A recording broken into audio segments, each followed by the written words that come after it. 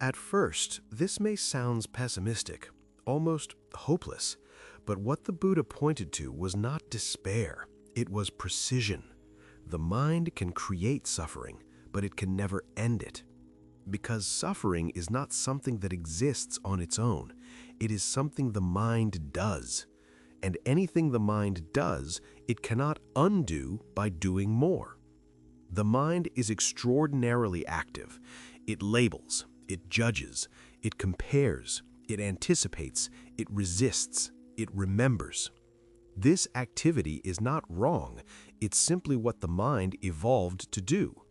But in Buddhism, suffering arises when this activity turns inward on experience, when the mind says, this should not be happening, this should last longer, this should go away, I should not feel this.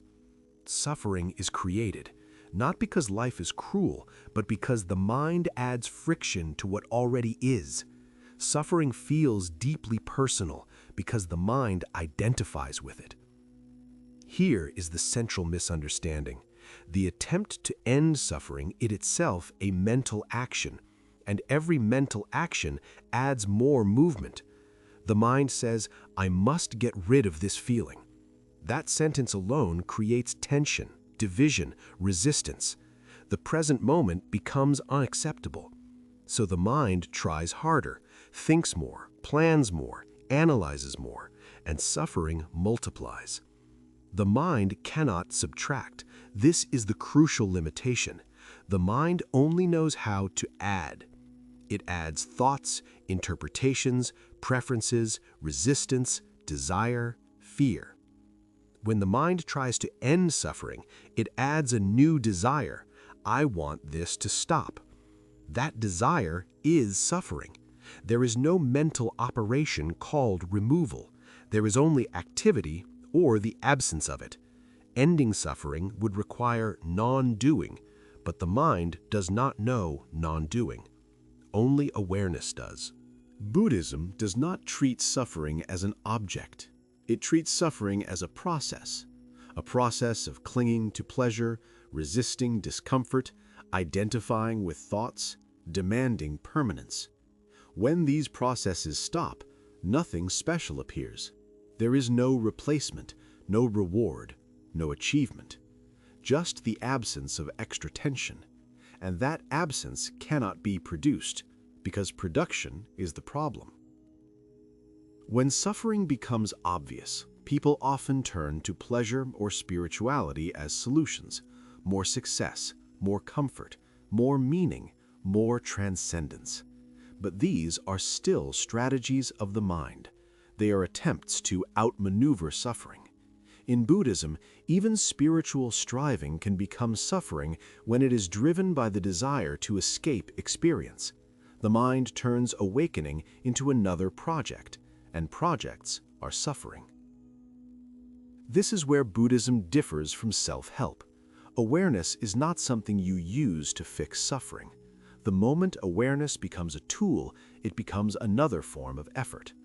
Awareness is simply seeing. Seeing the thought arise, seeing the resistance, seeing the craving. When something is fully seen, it no longer needs to be controlled, not because it is suppressed, but because the fuel has been removed. Buddhism does not promise the end of pain. It points to the end of unnecessary suffering, and that happens not through action, but through the absence of interference. When the mind stops arguing with reality, suffering completes itself, not dramatically, not permanently, moment by moment. This teaching often disappoints people because it offers no victory, no final state, no personal achievement. The ego wants credit. It wants to say, I ended suffering. But the ego cannot take credit for stopping, only for doing. And so this freedom feels strangely quiet, almost invisible, but deeply relieving. The Buddha was not offering a solution. He was offering a diagnosis, that suffering is not caused by life, but by the mind's relationship to life.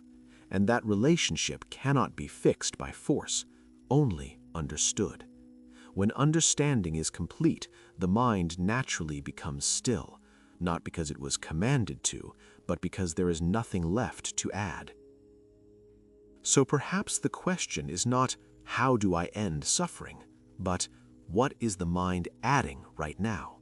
When that question is seen clearly, without urgency, without judgment, something loosens, not because suffering has been defeated, but because it is no longer being created.